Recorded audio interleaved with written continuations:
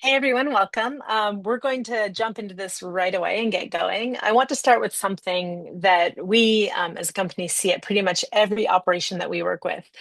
There's always one person who knows where everything is. You ask them about any project, what stage it's in, what's waiting on the AHJ, which crew's booked Thursday, and they can just tell you. They're probably the best person on your team. And they're also quietly a single point of failure because none of that lives in the system. Instead, it lives in their head. And that works. It can genuinely work for a very long time. But let's take a look at it this way. Blue here is your projects. Navy is what one person can hold in their head. Early on, they track each other. Then you hit the volume where one person can't hold it all and they come apart. That's the wall. Everything in that gap is what falls through, and it doesn't fail loudly. Nobody tells you a permit follow-up got missed. You find out about that 3 weeks later when the install date slips, and someone has to call the client. Almost nobody ever sees it coming because the thing that you used to be your strength is what's broken. So when that happens, the instinct is to usually think it's a discipline problem. Someone should have followed up, someone dropped the ball, and I'd push back on that a little bit because if your process depends on someone remembering, then the is the thing that's broken, not the person who forgot it.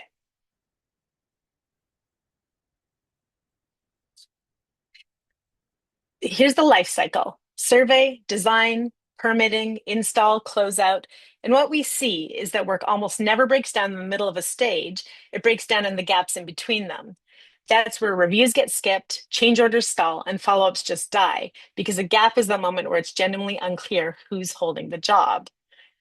And that's what we're going to be doing in our session together today. We're walking the full life cycle, survey through closeout, and stopping at 10 specific places where we often see things fall through. Andrew's going to walk you through the fix live in a real environment on real jobs, all of it configurable to your own operation with your CGM, your customer growth manager. Two things to do while you watch: count how many of the 10 you recognize and note which one you'd want first. By the end, you should know exactly what to ask your CGM for. Let me just take a minute to introduce the team. But first, I'd like to welcome you all. This is a great turnout today. I recognize all of the clients that we work with and also some new faces. So it's nice to see you joining us.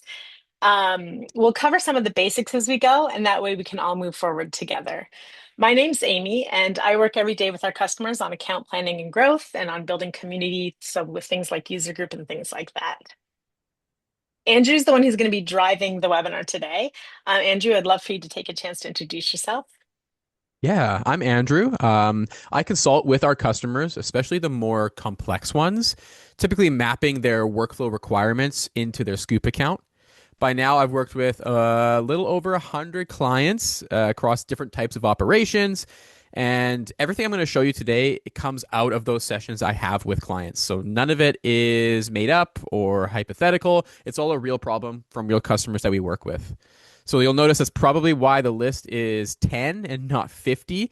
We see a lot of recurring challenges across those different operations. Thanks, Andrew. I'd also like to introduce Brianne. Brianne's kind of the magic behind the scenes who makes all this happen at our webinars. She's running the show, and she'll also be running our question and answer section. Hi, yeah, so drop your questions in the Q&A panel as they come to you. Feel free not to save them up to the end. I'll be watching the whole way through, and if something does fit into the section that we're covering, I'll flag that to Andrew in the live demo. If you want to know whether something will work for your setup specifically, feel free to ask that. Honestly, it's one of the most useful questions we can get. And just as a heads up, we are recording, so the recording and a written summary will go out to everybody tomorrow as a follow-up. Awesome. I'm going to take it from here. So, two quick things before we start. We're going to be looking at one type of project here. We're going to be looking at a typical residential solar install, and we're going to be walking it from site survey all the way to inspection and closeout. Every workflow I show you applies the same way across any type of project you might be working in, whether that be residential, commercial, battery storage, EV charging, any infrastructure install. For each phase, I'll give you two gaps that we typically see. And if you're not quite seeing how a specific solution would help you, I'd rather you ask how it could than assume it won't. So throw that in the Q&A, and we can maybe touch a little bit on how that would help your specific requirements. The second thing is It's the same shape every time. What goes wrong, why it goes wrong, and then how Scoop fixes it. 4 of them I'm going to walk through fully, start to finish, including the configuration side. The other 6 I'm going to go a little bit slower on because by then you'll have seen the pattern and you'll understand how this is all set up. So let's hop into our project board to start. I'm going to open up our project board here. And so this is the project board layout, which is typically where our customers who are looking at things from a higher level in their Scoop account would spend most of their time. Project managers, schedulers, people who need that high level look at, the company and where projects are sitting. So each of these cards represents a project, and each of these lanes represent a distinctive phase within our project lifecycle. You'll notice there's some information about the project there, but what I'll really highlight here is these tiles at the bottom. These tiles represent the phases of the project, and they also will be, they'll have what's called a scoop. So a scoop is a work order or a distinct phase of a project with distinct information for that phase of the project. A site survey scoop is going to look different from a design scoop, from a permitting, installation, all the way through, because that phase of the project requires different information and tasks to be completed. So we're going to start at the very beginning here in the site survey phase. So you'll notice here we have a project, it's in site survey, and this is where that first gap comes in. So the tech is on site, they have submitted the site survey, photos have been taken, they're ready to move on to the next one. And right now, this job is sitting in the gap between someone was on site taking photos and someone has actually looked at them and brought it all back. That gap is the first crack that we typically see in the life cycle of a project. The reason it opens is that the review isn't anybody's named job. It's assumed. Everyone kind of assumes that somebody checks it before the design picks it up, and often no one actually does. And who feels this is the designer and the rest of the team. 3 days later, they open the file, and there's no proper photo of the main service panel. And sometimes it's not just the photo. Sometimes it's a whole truck roll back to site, a day gone, plus a tech doing work twice. Or worst case scenario, nobody notices, the design gets built on an assumption, and it shows up on install day in front of the client, and they can't install it the way they wanted. Same missing photo, except now it's a whole day and a conversation that has to be had. So where Scoop comes in is our first solution, and what I'm going to show you is an auto task. So all of these solutions will be automations that are built right into the system that are custom configured to your needs. So what you'll see here is our demo environment. We have a company called Horizon Energy Resources that does residential installations. But like I said earlier, all of this applies to different types of operations across the infrastructure, installation, and renewable space. So I'll be using some, specific terminology when it comes to residential installations, but again, this could apply anywhere, and I'm sure you could use your imagination, and I'll try to point out a few other places where this could be used as well. So in this case, we're going to show off an auto task. So I'm actually going to pop open the configure side first to show you how this auto task is set up, to show you then what it would look like in the live environment. So I'm now in the configure side of things, and this is the workflow configuration for a site survey. So again, custom to this Horizon job, but probably something similar to what you guys do on your side. As you can see, we have a few stages for a site survey, and right now we're sitting in the ready for review stage, and we want to push this to the, we want to push this to be reviewed by the team. So if I pop open that auto action, you can see that we have an auto task that's called review site survey. And what this is it's dynamically assigning to whoever the project manager is for that group, that client site. And it's going to dynamically assign a task saying, please review the site survey for client site. And so this is a token. We're going to come back to these tokens a lot where you can customize what these auto actions are saying, make them a bit more personal. In this case, it's just going to drop in the name of the client site so that when the project manager receives that task, it's not just review site survey. It says review site survey for the name of the individual that you were working with. So what this looks like in practice is that when they submit for review, they go to the actions and they, submit this for review to the reviewer. there is now an activity, a task assigned to Peter Planner to review the site survey for Dexter Alicanter. So what that is a task with a due date, with a status, with an owner, instead of just sitting in someone's head or getting missed completely. Nobody had to remember. Nobody had to chase Peter Planner down to get it done. And that's kind of the whole idea here. And you're going to see it in 7 more ways. Another moment here is kind of where we're sitting. The Peter Planner has reviewed the site survey, and now they're ready to let the customer know that we're moving to the next phase. The gap is that the client has no idea how the site survey went. Things are kind of just going on in the background. You could write an email by hand, but that's 10, 15, 20 minutes that is, used to gather the photos and the information. And that 10-minute job with no deadline loses to a 10-minute job with one. And this typically, and probably you've experienced this, happens at 6 p.m. Oh yeah, I got to send that email. Or it happens tomorrow, or it ends up not happening at all. And who feels this is the coordinator, carrying it around all day as a thing they still owe somebody, as the client sitting in silence.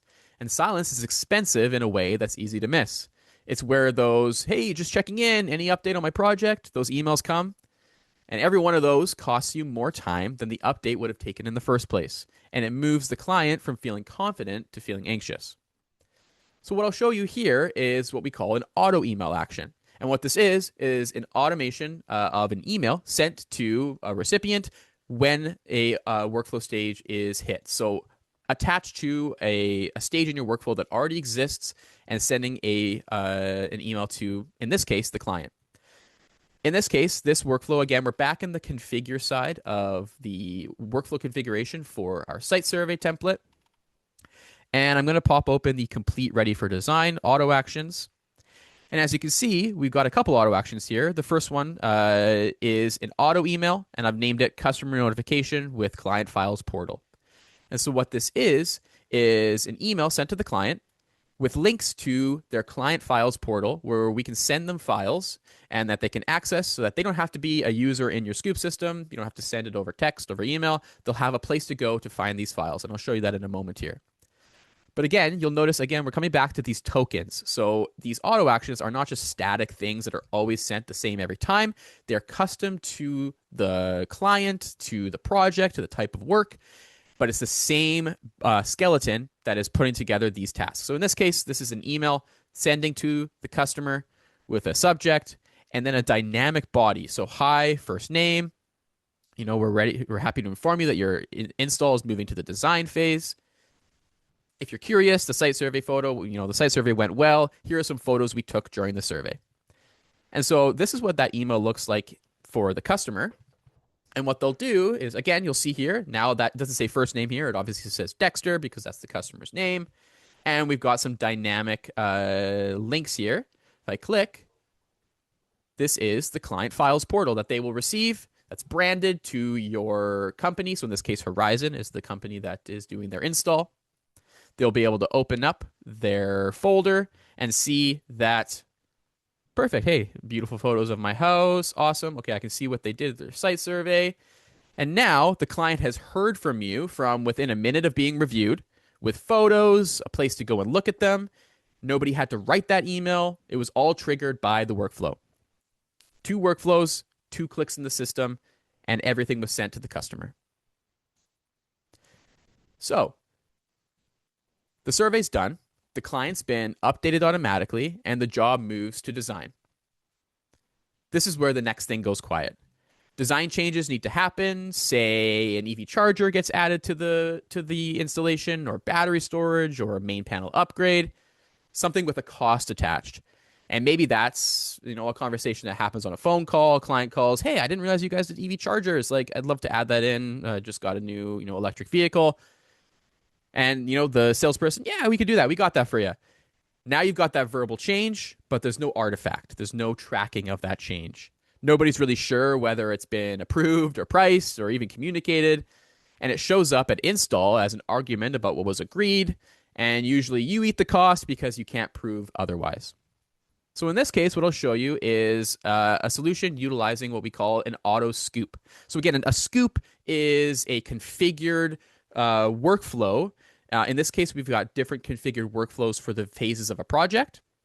And what I'll show you here is a auto scoop action that sets up a change order scoop. So a whole other change order, work order based off of a condition within this project. So not every project needs a change order, but maybe sometimes we want to fire that off. So I'll pop open the configure side first just to show you what that looks like. So again, I'm in the configure side now. We're in the design and engineering workflow configuration area. And we're about to push this scoop into the change order required stage. If I pop open the auto actions on that stage, you'll notice that we have an auto scoop for a change order scoop. So when this scoop enters the change order required stage, we want to automatically create a change order scoop, kick off that workflow, and we want to assign a lead. In this case, we've got Peter Planner as the lead for that change order scoop.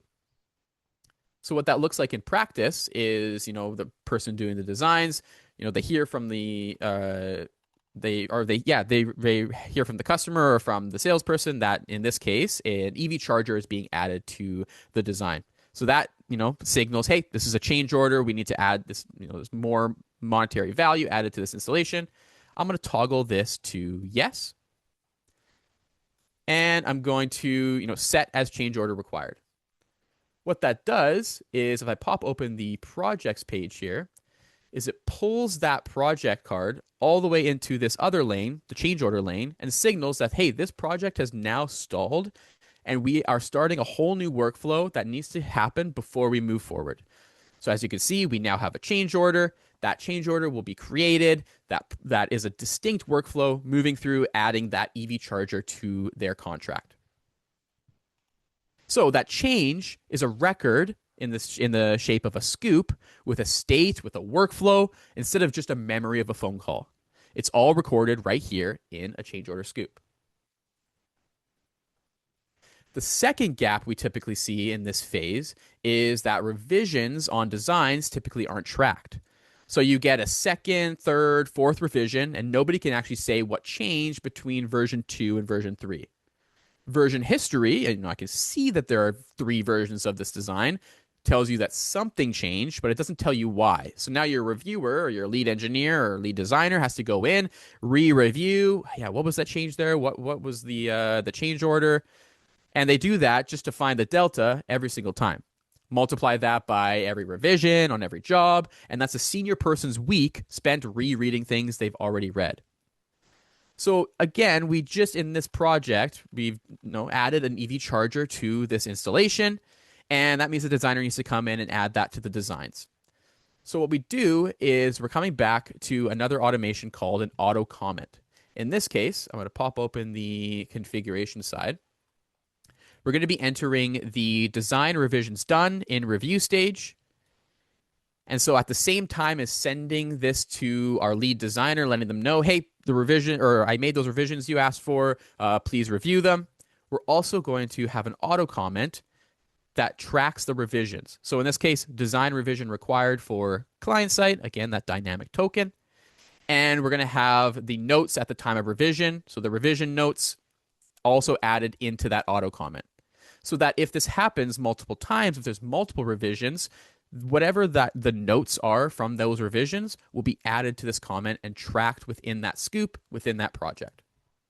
So if I pop open the scoop again, you'll notice that here are the tracking of when I have pushed this to send to lead designer for revision review. Now there are some auto comments assigned to this scoop. So you'll see there is some record here of, we changed the designs, and now this one here, design revision notes, an EV charger was added, included in designs for V2. So now that is a history that travels with the file. The reviewer can see a change and can track it across the whole project. Andrew, before we move on, we got a question from the audience that I feel is relevant. Can you speak to whether we need to set up a change order app before we start creating any of these auto actions? Yeah, great question. Typically, best practice would be to have a change order app template. And that's something that we've done, a bunch with our other clients. So if you know who your customer growth manager or customer success manager is, feel free to reach out to them and they can show you. or help you build that out. But short answer, yes, you'll likely have to build out a different app template for that need. Awesome. Before I jump in to the next, I'm going to again open up the project page here. And we're going to be going into the permitting phase. So I'm sure, as a lot of you guys know, permitting is where a lot of these gaps start happening, where now it's not internal. It's actually waiting on external things, external submissions, rejections, things coming back, different requirements. And one thing I'm going to focus on here is that, that moment where you're trying to remember what this specific jurisdiction requires. And this knowledge usually lives online or in someone's head, and it's probably the most load-bearing thing that permitting person knows, and it's written down nowhere. You send the wrong packet, and you don't get a correction, you get a rejection, and now you're back at the end of the permitting queue, and that's weeks on a job that was ready to go.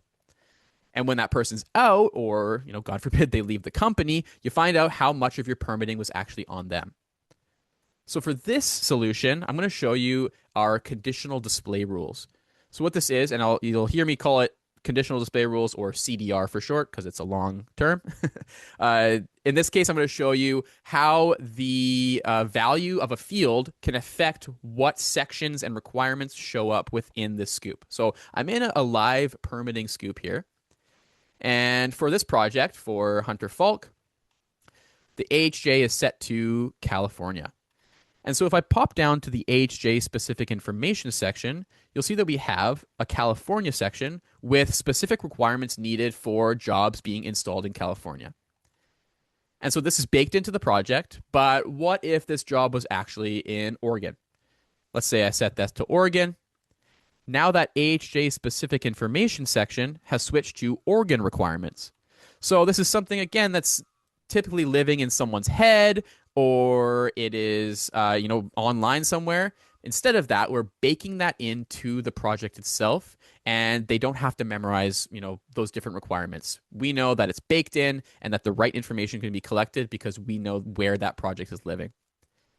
And CDRs can be used for various other ways too. I won't dive into showing you how, but just off the top of my head, you can utilize CDRs for different roles if you want to hide certain sections or fields based off of the role of the individual who's looking at it, who's logged into that scoop.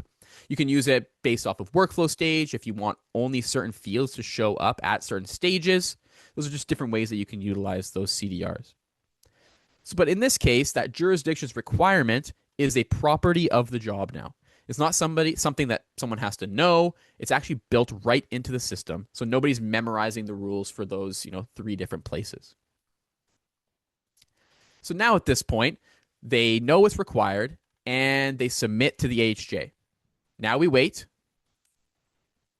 And here's the problem with waiting. No response and no follow-up. Looks exactly the same from the inside. It's all silence and weeks disappear. And when somebody finally asks, hey, where's the permit on the job for Hunter Falk? How are things going? The honest answer is nobody knows. And it might have been sitting there for a month or, multiple months. I'm going to come back now to another use of our auto task action. And in this case, we've set up an auto task that gets assigned to Peter Planner when a permit is submitted. So now I have a task. Confirm that submitted permit applications have been approved or rejected for Hunter Falk. And we're actually bringing in some important information that is tied directly to this project. So NEM has typically taken a little longer these days. We'll have to keep an eye on this. So this is custom to this task based off of the permitting notes that are added in the project here. So it's the same auto task you saw at site survey, but a new named owner and a new clock. Different stage, identical fix. And that's kind of the philosophy here. Scoop gives you the building blocks, the same automated task, the same automated email, all assembled differently to solve completely different problems. You'll see that pattern for the rest of the session here. So now, the permit has been approved and the job is ready to be installed. And now it becomes a scheduling problem, which means this is the exact moment that your most experienced person gets pulled in. And let's think about what that assignment actually requires. Certifications that match the job, who's available, what crews work where. And that's generally a hard problem, and it usually gets solved in someone's head, against a whiteboard, and Google Calendar in 20 minutes that they didn't have. And there are two costs here. The obvious one is the time, the 20 minutes. And the other one that actually hurts is that it's unrepeatable. Only one person can do it. So your schedule moves at the speed of that person being at their desk. This is the person that Amy opened with. And let's try to take that out of their head and bake it into the system. So in this case, we're going to be looking at an auto crew action. And I'll pop open the configure side. So as you can see, I'm now in the configure side. So this is where configuration happens. And I'm in the workflow configuration for our installation app template, our scoop here. And what I'm going to do is I'm about to push this scoop into the install scheduled stage. And as you can see, we actually have two auto crew actions sitting on this workflow stage. And so I'm not going to fire both of these. I don't want to fire, or I don't want to assign two crews to the same scoop. But what it'll do is we're going to dynamically and conditionally assign the crew based off of conditions of that job. So you'll remember I utilized conditional display rules to display different fields and sections within the scoop.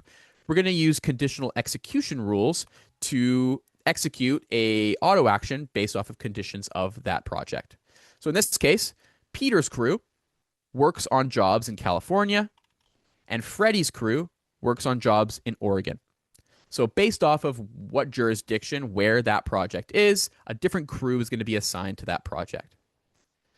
So if I pop open the installation scoop, as we can see here, this is a job in California. And right now, Freddie Fields, who is our office manager, our scheduler, he is assigning this job. And he scheduled it onto the calendar, and he's going to hit install scheduled.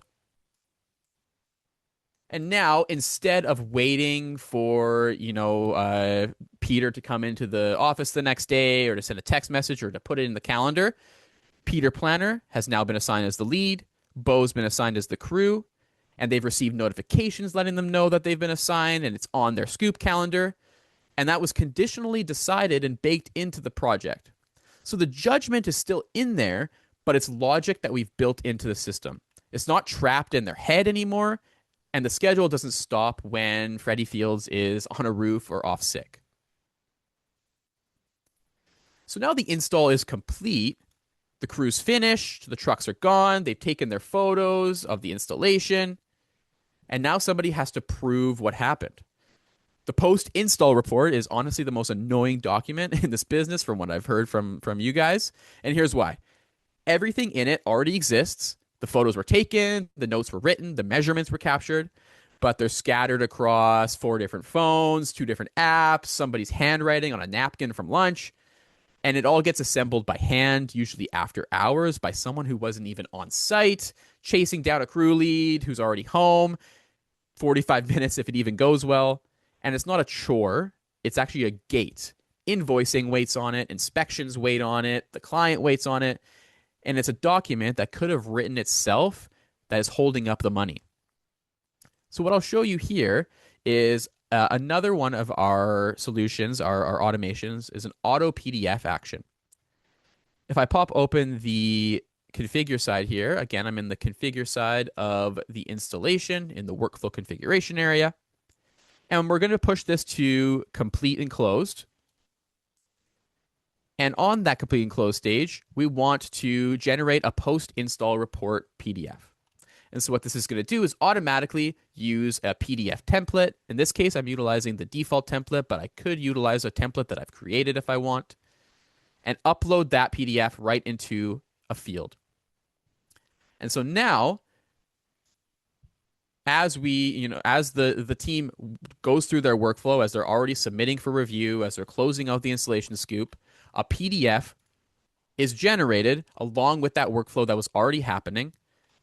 And nobody has to go in and create that report. It generated itself out of the work that was already done, the crew submitting those photos and completing the job. Nobody had to assemble anything, chase anybody down. It exists before everyone even goes home. Everything in it was already there. It just needed somewhere to go. So now the install is done. It's documented. The last stage is closeout. This is where operations lose interest and the client ends up paying the most attention. And that asymmetry is kind of the whole problem. The inspection's been done. This is the final handoff in the life cycle. Everyone's attention has already moved on to the next job. So the closeout review is the easiest thing in the world to skip because skipping it has no immediate consequence. It does have a later consequence, though. Missing documentation shows up at warranty or at a callback or a service call or when somebody asks for the file 18 months down the road and there isn't one. And the inspection, if that inspection actually fails, that's worse because now there's a reschedule and nobody owns and no record of why that inspection failed in the first place. So what I'll show you here is, again, going back to an auto task and also an auto comment working in tandem to track the inspections that happen, the fails and the reschedules, so that down the road you have that tracking of those events that occurred on this project. So in this case, there's an inspection that's required. The inspection was just completed, and it failed. Let's say, the failed inspection notes are saying that the job site was not clean, so we need to reschedule and do another inspection. So now I'll set this to failed inspection. And instead of writing that down and going through the process of letting the inspector know, hey, you got to reschedule, we're going to get you on this day, and can you let me know why it failed? It's all written here in the activities tracker. So again, a comment letting it know, hey, inspection notes, job site was not clean, with a time stamp added to it, and a task for Peter Planner, in this case, the project manager, letting them know to reschedule the inspection. So instead of a project manager tracking down the inspector and recording all this by hand, it's already logged and already assigned. Same auto task, same auto comment. The life cycle ends the way it began. For the final gap, the handoff is that the client needs to hear that the project is done. And they need to get what they need to know their warranty and how to use their system. And this is the last thing your client will probably ever hear from you. This is the impression that survives. It's what they're holding on to when somebody asks for a referral and what they remember when it's time to renew or expand their system.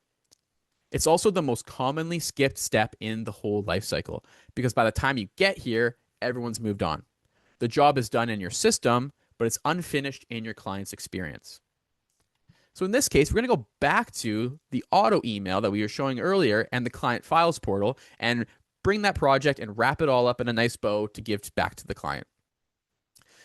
So what this is going to do is when this project hits the final payment and PTO received from customer stage, we're going to send them an auto email, something that looks like this.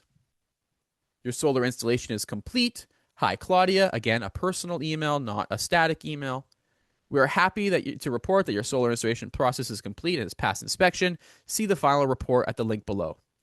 And this post-install report is the same one that we used internally, that we generated internally for our needs. We can send to the customer to show them the photos that we took during the install, and maybe we attach some documentation for their system there. And they can click right into that and view their client files portal and see all the files across their entire project. Again, I only showed you 2 moments of where this happened in this specific scenario, but I have lots of clients who every single phase of the project, they're sending an email to their client, they're sending them files, and this client file portal just grows and grows and grows with files that you'd have to, attach to an email manually or set up in a drive for someone. In this case, it's attached to these workflow stages and being sent to your clients along with the work that's already being done. So your client's experience of you is just as organized as the first. The same 2 mechanisms as segment 1, a task, and an auto email and the client file portal, bookending the whole job experience. So that's the 10 that I'll show you live here. But there are 4 more kind of solutions and gaps that sit across the entire project lifecycle. The first one is reporting. So this is something that either you don't have at all, or building those reports turns into a massive project, or the reports exist, but it isn't actually getting to the people that need it.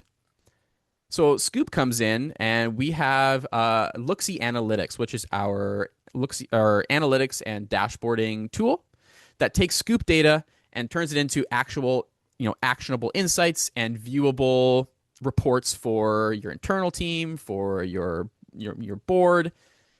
And what we can do with those is set up scheduled sharing. So the report actually finds the person instead of, being sent in an email that gets lost or, put on someone's desk and pushed off. It gets to the person instead of having to, them go and find that report. The second gap is data not linking across the project. What this results in is manual reentry, or worse, data that doesn't even make it across a handoff at all. And the solution here is our glue integrations. And what we do is we connect Scoop to the rest of your tech stack and enable an end-to-end workflow and data flow. And so what that looks like could be, connecting or integrating with your CRM, or linking Scoop to your design tool so that revision notes come across without anybody keying them. So what I was showing you before with just within Scoop, tracking those revision notes of the designs can get even more automatic with an integration with your design tool. Your designer does that work in the design tool, and that gets passed over to Scoop without them having to enter it in. The third gap is milestone invoicing. And honestly, this one comes up a lot recently. A milestone gets hit in the field, and finance never hears about it. So the invoice goes out late, or it doesn't go out at all. And this is a communication gap between teams. And it's the same solution here as the one before, glue integrations. This time it's into whatever your finance team runs, something like QuickBooks Online. The fourth is inconsistent fieldwork. Photos missed, steps skipped, quality that varies by who showed up that day. And the solution here isn't a single feature. It's actually something like the staged validation or task configuration, and a conversation about how your process should actually be shaped. And this is, probably more of a conversation you'd have with your customer growth manager, and trying to turn your workflows, your existing workflows, into workflows in Scoop, and how Scoop solutions can help make that, more automated and easier for your team. If any of these four gaps resonate with you, or if you've seen other challenges, say so in the Q&A and try to grab some time with us. These 10 that I showed you before were chosen because they're common, not necessarily because they're the biggest problems.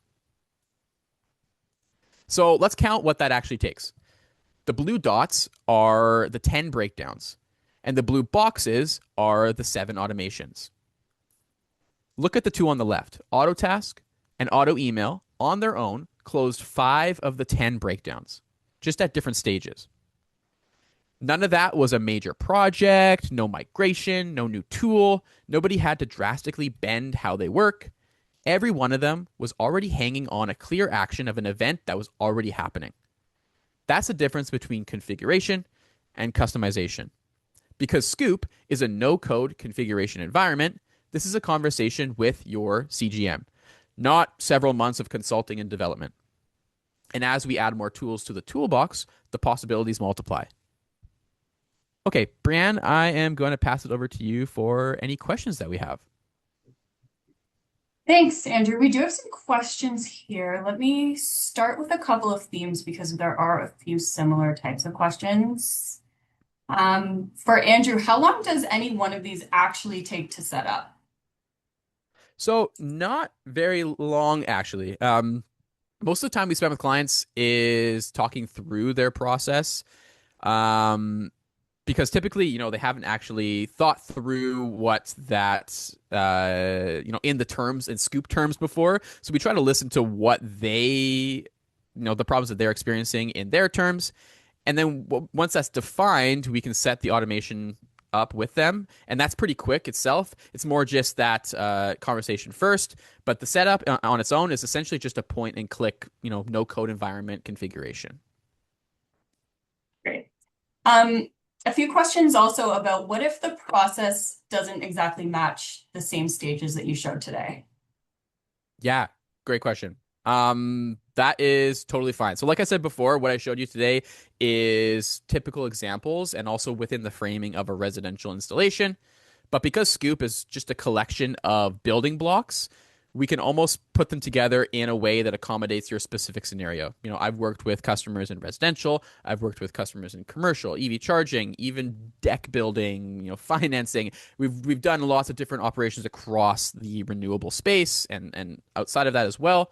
And so honestly, sometimes even if we can't tackle something in that moment, that's often something that we add to our roadmap in the future. And in my role, I work very closely with the customers as well as the product team, so I'm able to be that gap and bring your needs to our development team and get you the solutions that you need. Which of these 10 would you suggest starting with? I would say probably auto tasks, and that's why I used auto tasks a lot in this, is because a lot of the work being done within your operations is tied to, notifying someone and having, accountability and a due date and, and actions that need to be done and recorded. So in that case, an auto task is perfect for that. You send an auto task, it gets assigned to a person, it has information for that task, there's accountability, and they have to complete that to move things on. If I had to pick like a second one, I'd say auto emails, just because that brings in the client experience and also internal experience. And those two, if you have no automations in your system or if you're new to Scoop, I would set those up as the first, kind of basic automations within your account. Nice. Speaking of emails, we got a question. Can we control the tone of the client emails? Yeah. So like I said before, those tokens, those are what control, what is done in the email body, in the subject. And so we can customize that with different tokens, bringing in different information from the project. On top of that, you can also set your own company signature and taglines, so the email, appears not automated, and it appears to be, from your team to your customer and applies to their needs. Nice. We are getting down to it, so I'll ask one more question. This one's actually for Amy, and then I'll hand it over to Amy. Anyone else who has asked questions in the Q&A, will make sure to get a response to you as well. But Amy, does this work if only part of the team is in Scoop? Yeah, it absolutely does. But we would always recommend bringing the whole team in so everyone's working off the same system and with the same data.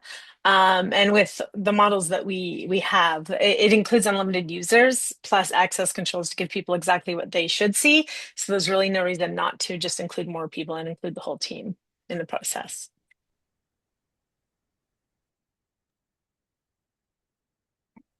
Over to you. Perfect. I'll take it back over from here. So before anything else, now you have a number. Out of the 10, how many of these things did you recognize? And whatever it is, that's not a report card. That's your agenda for Scoop. If you're already using Scoop, most of what you saw today is available to you right now. You can pick the two that you reacted the hardest to and bring them to your CGM. They'll configure them with you, shaped to how your operation actually runs. It's not a project, it's just a call. And if you're still evaluating Scoop, every workflow in this session was live configuration and not a mock-up. If you'd like to see what these would look like on your stages and in your jurisdictions, you can book time with us and we'll walk you through your life cycle instead of ours. There's no prep needed on your side. The recording again, the full list of 10 and a link to book time with us all go out tomorrow morning. So before we finish, everything we showed you today saves time, but honestly, efficiency isn't really the only point. Scoop's a central operations hub, every tool and every team running through a single place, which means end-to-end workflows, project and service, survey through closeout, instead of a handoff between four systems. And because it's a no-code configuration environment, your team sets these up and maintains them with your CGM training and helping alongside. And that's the part that really matters. It's not about doing the same work faster. It's about being able to take on more work without hitting the wall that we talked about at the start of this session. So I kind of want to come back to where we started. That person who knows where everything is, I'm not saying you need them less. You actually need them more. Their judgment's the most valuable thing in your operation. But a lot of that judgment is going into remembering to follow up on a permit, remembering which AHJ wants what, remembering a survey that never got reviewed. And none of that's judgment, that's storage. So you're paying your best operator to be a hard drive. Everything we showed you today does one thing. It moves the remembering into the system, so the thinking stays with the person. They should be your best operator, and they just shouldn't be your system of record. Thank you so much for spending the time with us. We're really happy that you're all able to join. And if you have any questions, please feel free to reach out to us or your CDM.